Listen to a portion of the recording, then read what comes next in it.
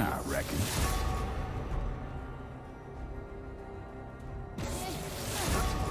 Live. Hello, You're scary. everybody. Good to Welcome know. back. Hopefully, this is going to work a little bit better than before.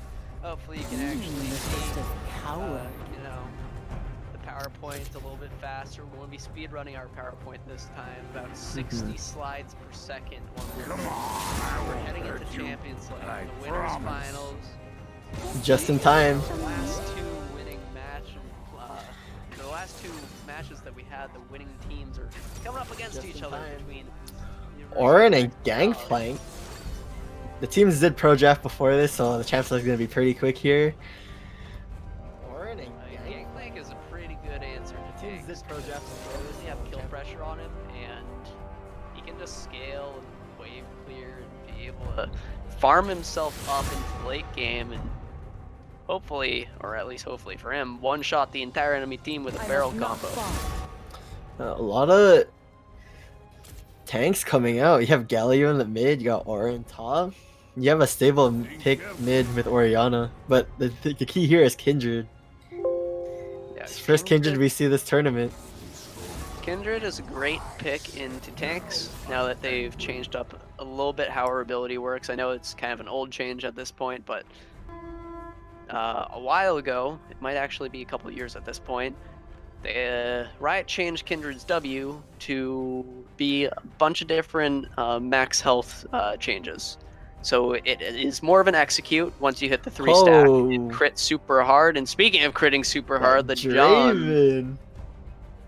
Yeah, Man's Draven feeling pick. himself today. Draven. That's a really aggressive bot lane. They want to win. Texas is looking to come out strong in this last match of this side of the bracket. Got a lot of aggressive picks, showing up a very similar style to what they played in the previous match. Although Oriana and Orin are a little bit of a change up, being slightly more supportive than their counterparts from the previous game. Lucian being the mid laner last, as well as another damage dealer in the top lane, Kennen. But with that being said, the opposing team has drafted a little strange. I'm not sure exactly what to say about their composition. Gangplank, Galio, Kindred, Misfortune, and Morgana. I don't see a combo from Galio. Usually you want to pair the Galio up with Camille, so that Camille just goes in and then you Galio all the Camille, but... Yeah, I mean, they've got the Gangplank Galleon combo. I know it's Galio, but it's a Donkey Kong joke. Where you can just set up the barrels, taunt the enemy team so they can't auto-attack your barrel combo to stop it, and just blow them up while they're taunted. It's a pretty darn good combination of champions. On top of that, having the Pirate Sister Misfortune in the bot lane to follow up with her ultimate is just going to be able to completely annihilate health bars. The Zyra ult and all her damage could be cancelled by Kindred. As soon as Zyra ults, if Kindred just ults that, then all her burst damage is basically gone. Yeah, I mean, these teams both have strengths and weaknesses. You gotta outline both of them, because there isn't all that much of an engage other than Galio for Toronto. On the opposing side, there isn't much engage. We have the Orin ultimate. Well, it's just two teams without much engage. And yeah, Orin ultimate is pretty much the go-to engage tool that they have, and otherwise Oriana ult really hinges on the other team positioning poorly, though. It really, you have to get in pretty close in order to land the shockwave properly. You have to be able to get your ball in the right position, and there's no real ball delivery tool for Dallas to get the ball into a really good place in moment's notice. Sure, if there's a clustered fight, she'll be able to get that, but that's already saying that Dallas will have an engage being made. So we're going to have to watch how they're going to position to lead up into these fights and how they're going to look to start how the fights are happening, or if they're just going to let the opposing team engage on them and let their extreme amount of damage be able to turn around any fight that comes their way. Yeah, I think they're just gonna play off of the picks of their supports here. You got the Zyra snare and the Morgana snare. If one person gets hit by one snare, the damage output from both teams could be deadly. You got And that Draven with the auto crits, and then you have Misfortune with the auto Q. Now It'd be that you really rough. mention it, I do want to talk briefly about the support matchup, specifically Morgana's Black Shield in this matchup. It's not going to do anything. It really isn't. Zyra can melt through that immediately. Even if she throws out the snare, she can just poke down the Morgana with her Q and with her plants, and you're maxing Q for the plant damage anyways in lane. So that's just going to instant kill Morgana shields, just immediately eviscerate them, and you won't actually have to worry all that much about that CC reduction, because it's just going to go away immediately. Sure, it might block 1 CC, but after that, Zyra's going to melt it. Yeah, especially with Orianna here, that can easily burst the Black Shield as well with Zyra damage. And Morgana, in order to get the most out of her ult, she would have to like let them either engage on them, or she'd be the one like walking up, which is ideally not what you want to do against that team comp that could just burst you down. Yeah, I mean, both these team comps are completely reliant on the other team getting a little bit too close for comfort and trying to pick a fight on each other. Neither team has a super reliable engage. Galio's the best option across both these teams, and a Call of the Forge God is not the most reliable thing. You might hit one person, you might hit two, but it's very rare to hit multiple without them already being in a choke point, without having flash, any of the above. Like, neither of these teams have the same engage as if, let's say, you put a Camille in the top lane for, I believe UFT. yeah. Well, I was going to say Dallas, because having the Camille to set up a shockwave would be that would work a good too. way of setting up an engage. Yeah. And sure, that would take out your tank, so that might not be the best option. Maybe you draft something different for support. Then on the other side, there's just really no engage. You're just, I don't really know what to predict about that team comp. Sure, Galio can find something. Maybe he'll be able to get a taunt, a big taunt with a charge coming in from his E. But otherwise, it's pretty hard to pull off a special engage with that. And it looks like blue team's actually going for a bit of a cheese on the Gangplank. Well, the mid lane's going to be pressured a bit too. Still, an interesting play in the top lane. Doesn't actually net anything, and Graves just going to be on time for his buff. He's still going to be on time, even though they made an interesting play to get a flank on the Gangplank top. Yeah, I honestly think the thought process here is that they have the GP to split push just the whole entire game and not really group up with the team. Because in that way, like Orin, like later on in the game, Gangplank could actually like do a lot of damage and shred through because he's gonna have like the barrels, and also his ultimate could just help out the team when he's on another lane split pushing. That's the only potential I could see that why they would go for GP here.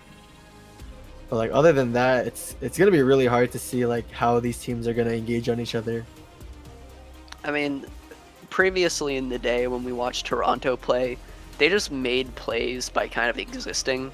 They knew where to position, and they were able to get their skill shots to land, their damage to land, because they knew where to place themselves in lane and on the map. And if you don't have an engage, that's really what it's going to come down to be able to pick your fights and win your fights. So if they can just play the same way and play consistently, then there shouldn't really be that much of an issue pressuring. And since neither side really has an engage, it's not too much of a worry for your team to lack that strength. Yeah, but we also saw earlier with Dallas, against Arizona, they were always the ones getting engaged on, and Dallas always managed to pull through. So if UFT just decides to try making these plays as they did earlier, it could turn out bad for them. Yeah. I love just looking in the bot lane, seeing both the AD carry and support immediately attack the plant as soon as it spawned, just to deny it from getting any damage out. Good synergy the plants there. hurt so much in the bot lane. Like you don't really notice it until like as you're fighting, and then you start noticing your health bar going down really fast. Yeah. That being said, if a binding lands onto that Zyra, she's popped. She's gone. Yeah, MF damage on top of that.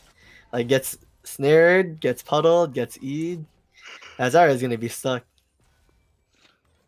Yeah, I mean, Zyra is one of the lowest base health champions of the game. I think she also has some of the lowest resistances. So she will be building pretty tanky AP items early on. I believe the standard build is to rush a Leandries and then go into a Rylai's, but she's still super squishy in this early game and can't be punished. The damage landed. Yeah, I do think that for the jungle matchup here is just going to be farming from both ends. Don't think either jungler will really try making any plays early on, except for maybe bot lane, because bot lane's going to be like fighting a lot. But I don't see a world where Graves and Kindred will fight each other like early on. I think they'd rather just farm. Yeah, Graves and Kindred are two interesting matchups in the jungle. I think both of them are pretty strong in invades, and Kindred really needs to invade. If her team doesn't get the waves pushed in, and if her team can't really set up for her, then she's not going to be able to utilize her passive super well. But I do have faith there is good wave clear on the mid lane as well as top lane. Should be plenty of pressure for Kindred to have the opportunity to perhaps go for some stacks. But she is going to be bot side right now, possibly looking to set up for an early dragon or at least get pressure down there. Maybe get an engage down or an invade down. Gangplank is falling pretty low though. Constant is getting slowed down. He has the orange available. Remove Scurvy is just going to get him out of there, but still a little scary for that Gangplank to get chunked so low by an Ornn. Yeah, but they haven't really mounted to nothing. You're just gonna have him TP back to lane, farm up, hopefully get those coins he needs for his ultimate. And the longer this game goes out, I mean, the scarier the Gangplank gets, right? So yeah, I mean, both these teams have a champion that will just one-shot crit your carry if you're not too careful. Speaking of an invade, here comes Dong in a thong. Looking for some damage onto the opposing Graves and does find it. Lockdown onto Orianna. Good sir. Finding himself very low, about 100 health. Morgana here as well. Little Frosty looking for the binding. Flash over it. This Graves. That could have been horrible. It really could have been disastrous there for Dallas. They're able to get themselves out, but falling so low there in that fight is not a good look. Especially when it's in your own jungle. That being said, Dallas starting up the dragon here. Yeah, a lot of the pressure was relieved from the dragon, but the Graves falling was super autoing low. The taunt is going to lock down onto the Zyra. Solo kill in the mid lane as Orianna taking down the Kindred. Answer back is Morgana, but now dragon is going to go over likely to the red team. A little bit of an overstate here. Poor Dallas is going to make them lose out on that. Still, a kill in the mid lane, first blood, is going to get them a little bit of a gold lead. Yeah, I also don't know what Graves is doing in the dragon pit, autoing the ward instead of the dragon. But like, I think if he autoed the dragon instead of autoing the wards, he probably could have smited the dragon, got out. Yeah, I mean, I think he was playing. Well, I mean, the ward thing I think is kind of inexcusable, but I don't think staying and autoing the dragon would have really got him anything. Even if he smited the dragon early, the drag still would have gone over to the other team, and he still would have gone out through the back regardless. So Draven going in. Draven finding a bunch of damage. MF does have flash. It does use the heal. The flash heal as well, or just the flash from the Graves isn't going to get him. Now fighting the mid lane, lockdown on the good sir, just barely misses out onto the kill onto this Galio. But the collateral damage here for Dallas is going to knock down that Galio. And now looking for another thanks to the phase rush. Stong in a thong is going to be taken low on health, but not down to 0. And the return kills from each jungler. Oh, Call of the Forest God used here. Call of the Forest God, Flash still available on this game. Solo kill for Ornn? Oh, no, it's not. what patience here from the Gangplank to not burn the flash, and knowing there wasn't enough damage on Lunarly. On the bot side, we could see a On little the bit of a fight around flash, this I mean blue the buff. There's teleport the flank, bind. There teleport is flank. a misfortune behind. She's not level 6, though. There's the Galio getting the lockdown, takes out the Johns. There's the 80 carry down from Arizona. But the blue buff also went to the Zyra, going to be taken down. Ryan the Kid securing that kill, and the plant just barely leaves Dong and a Thong alive. 2 kills over to the red team.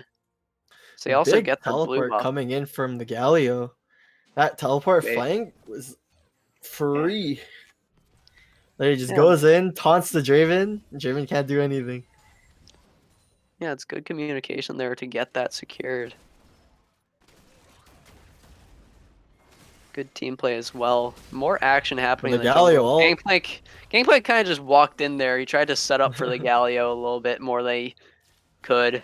That shockwave won't really they're do fighting. all that much damage, but Galio says, I want to take this fight. I'm going to fight it. He has the damage. Burst. Completely destroys the Graves with the Gangplank alt getting burned. Now looking for the kill onto Little Frost. He gets the black shield to get past that knockup, but it goes down immediately after. Still going to be getting out of there, and just a nice kill there from a nice commit from DefRef. Yeah, it was really unexpected that Galio damage. I didn't expect him to burst the Graves on that quick. This Galio might start becoming a problem.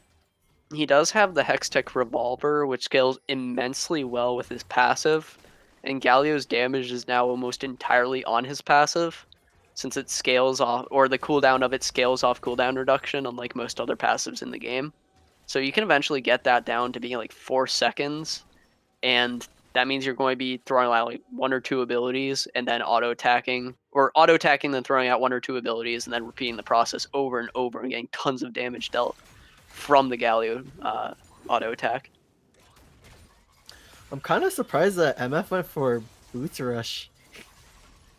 So she just go for like some lethality. Get some pressure back in the lane. I think rather she just used the movement speed to back up and avoid the Zyra snare and damage. I mean, it's a common thing that Korean players used to start up where you rush tier 2 boots on 80 carry just to get a little bit extra movement speed in lane to be able to reposition easily and as well get that 35% bonus attack speed, which really helps out in kiting on a lot of champions in the early game, especially ADC, where it can feel very uncomfortable to play them if you don't have attack speed built up. That is true. A whole mid lane going in just for a small trade. Oh, that Orin ult whiffed. Yeah, a little bit of overestimation on his ability to throw that one out. Gangplank. Yeah, he got Gangplank's flash though, applying a lot of pressure top. Yeah, especially pressure when you've got your jungler up here, but Galio is able to answer back on top of this. He is going to find the taunt. Will he have the damage, though? Does have a bunch. Protobelt helping out with that. But now Graves is up here. He's sitting pretty low, but with the Draven ulti and as well Orianna roaming up to the top lane, it will set off the pressure. Both these teams are going to have to back off. Kindred's bot. It could potentially be a bot lane gank. I'm not sure if there's any wards to spot that out, but she's going to rotate back up. She might have been spotted on the Pixel Brush ward, and she's going to look to solo that dragon as Graves is soloing the Rift Herald. Yeah, trading topside Rift Herald for dragon. Not much they could do. No point in Kindred roaming up when they have prio over there. There's the dragon take. Going to be answered with the Rift Herald. It's going to be an Ocean Soul they'll be playing for this game. Yeah, that's going to be big for both these teams. Yeah. I'd say it's arguably larger for Dallas. You think Dallas has... Really? I think arguably a bigger deal for Dallas. If they get it? Yeah, I think their team scales a bit better with it. It's great on both teams no matter what. And well, speaking of great for both teams, this is not great. Not great for good sir. Oh, looks like MF's getting caught out here too. MF is going to take a bit of damage, and she's in a tricky situation being positioned on the wrong side of the lane. Not sure how she really got there, but she is going to just walk herself out thanks to the Gangplank ultimate. Yeah, but that snare and follow. Oh, flash Ooh, the snare. flash binding is going to find the Graves. Gangplank. Little Frosty finding the lockdown. Now Orn in a tricky situation as well. Little Frosty just able to Another walk on snare. out of there. Gets the snare. Rooted is the Orn. Lunarly going to fall. Constant finding himself another Galio. another participation at kill. Galio on the flank for this bot lane though. And The double TPs TP. to make this fight happen. One on both teams. Orianna Just to there. run. Galio doesn't want to go quite so far in. It's just going back off. Now this Morgana landing these key snares. First on Orianna and then roams up top lane and gets one on Graves. Yeah, instrumental for finding some picks. Yeah, if she can't do much bot lane, she might as well start roaming. I do want to correct something that I said earlier in the game about the no engage. Galio realized, oh, my team comp doesn't have that much engage. So he actually brought Predator, which is something that's been coming up a little bit more for a lot of mid laners, especially Galio. Now they can't flash taunt or taunt flash. People tend to bring Predator so that they still have that enormous movement speed bonus to just run in with their W and make sure the enemy can't walk back fast enough away. So there is actually a pretty reliable engage thanks to that Predator. On top of that, with Proto Belt too, makes it a lot more easier to close out that little gap that he needs. This could actually be a pick on Orianna. Oh, the Orianna ult lands a pretty good ult, but that doesn't really matter when you're dead. Two members caught in, but the damage in lockdown is there. Misfortune with the bullet time. It's going to lock down those two kills, and Arizona's looking pretty good in this game now. Oh, you mean Dallas? Or not Dallas, EFT. Yeah. Who did I say? I did Arizona. mean Toronto. I said Arizona. Yeah, I meant Toronto. Arizona was last game. I figured I said something wrong because after I said, I was like, wait a second, something about that wasn't right. UFT's just... They're winning in every lane, every matchup. This Draven pick hasn't really amounted to anything. This really aggressive ball lane really hasn't... Ooh. Oh, wait. Graves the pick. That's a big play from the Graves. Oh my Dallas god. finding two kills. Never mind. Clean combo. He saw himself in a position where he had to carry. He had to build damage. So he's going for that Dirk. He's going for the extra damage built up to try to net his team some kills. And a Rip Herald dropped here. That's going to be a tower for them too. Yeah, tower indeed. They could actually look for 2 charges as well. Nobody's here to answer the rotation. I believe Galio might have been spotted rotated up to the top side, but the dot lane is going back off, so there's going to be gold going back into the pockets of Dallas to try to get themselves a little bit better of a situation. Kindred's already there. Oh my gosh, Orianna. Goodsir can't fight this. There's so much damage on Kindred at this point in the game. Oh my Burn gosh. is down. Graves is in a tricky spot as well. Kindred all comes out too. There's the Lamb's respite. She's going to be able to save her life for a little while, but Graves finds the damage. Lunarly now in a tricky spot is going to get taunted up, knocked down. Flame damage still available. Oh, Graves walked up. And more damage for the Graves. He finds the kill back, but now the Gangplank is in a tricky place. Going to get knocked down. Zyra picking up the kill. Just kills across the board in a 3-for-3 trade for both these teams. The bot lane's the last man standing. Yeah, surprisingly, like, they managed to return the 3 kills. That Zyra damage, it's very unfortunate for the Gangplank.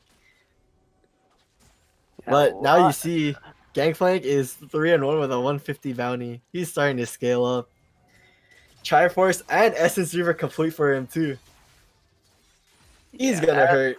That man is getting huge. He got 2 kills. He's up in farm by just a little bit, but he also got his turret first top.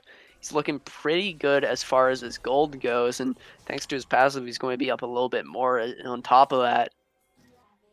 Ornn is going to be getting pretty big soon. Looks like he's going for a Frozen Gauntlet. Goodsir walking up. Perhaps we'll look for a Shockwave. Lunarly, it's up a little bit far, sitting on a ward, though. The binding is going to land, but Ornn is just tanky enough to get on out of there. Will just walk himself out for a little while. His team clears the mid wave to try to get that wave pushing and get some open pressure for this dragon. The Gangplank's already preparing his barrels. Oh massive barrel damage. 1,500 damage across the team right there. 3 people knocked to half off health. Dragon.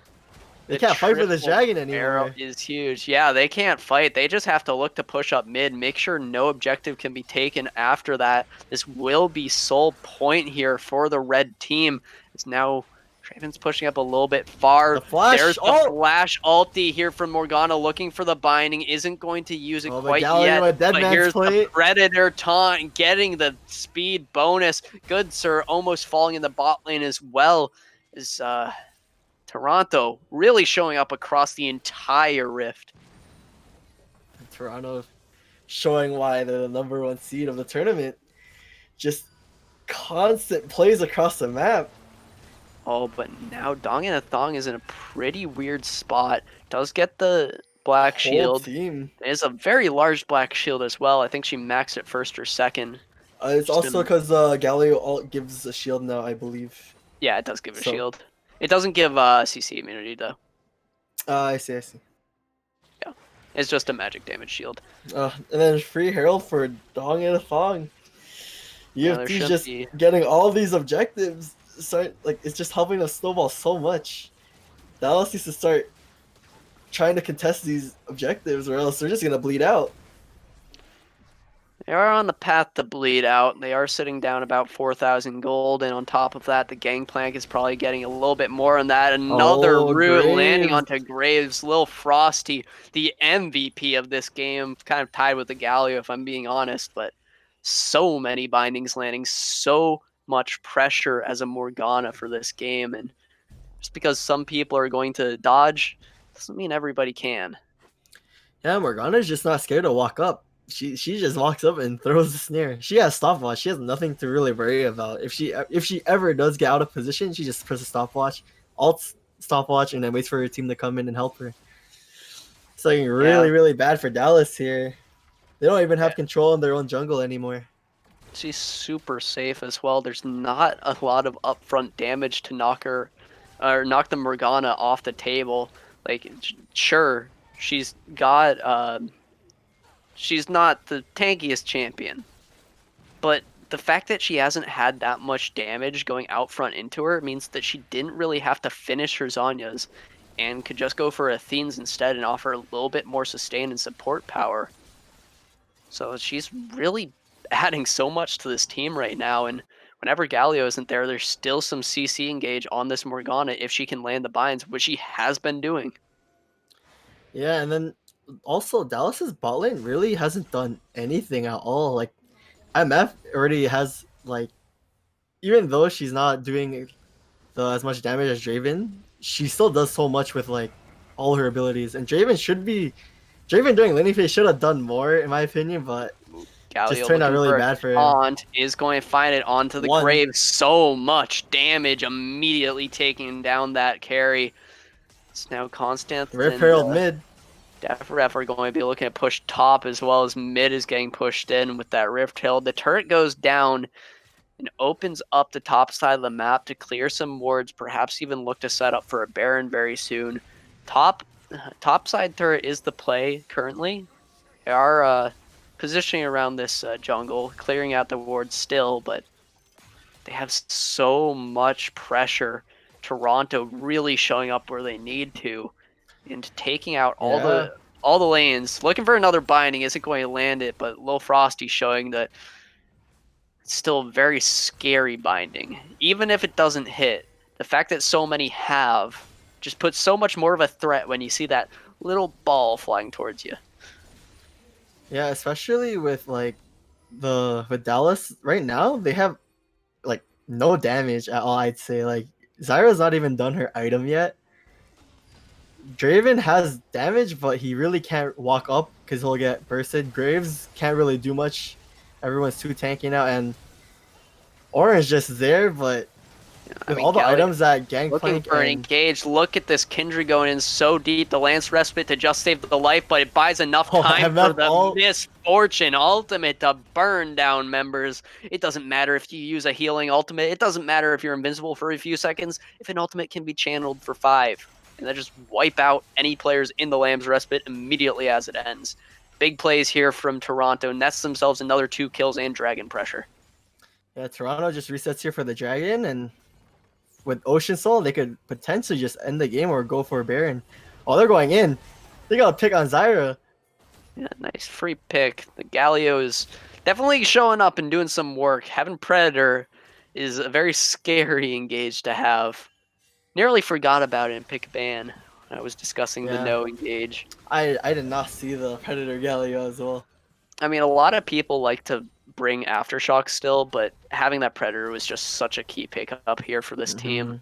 It's actually been so important for their every single play that the Galio has made has been so important to have that Predator up. And the fact that Predator got changed to having half the cooldown as it used to just makes this Galio pick such a large threat and able to roam that much easier. Yeah, and UFT now has Ocean Soul here. I think the only play Dallas could do now is just fight for a Baron or an Elva Dragon. They really need to figure out something that they could do because they're just bleeding it out. They couldn't even contest the Dragon because they were all getting picked off. And now that UFT sets their sight on Baron. Yeah, it's a very hard game to come back to at this point if you're Dallas. Ocean Soul Aria in the hands of Toronto, and they're going to soon have a Baron as well, as I don't think a contest can really be had. This is next to impossible. 7,000 gold, make it a little bit more now that the turret has fallen, about 8,000 now. With a Baron on top of that, a huge taunt to start off this fight, perhaps game-ending. Scally is going to go into the stopwatch, or Zanya's rather.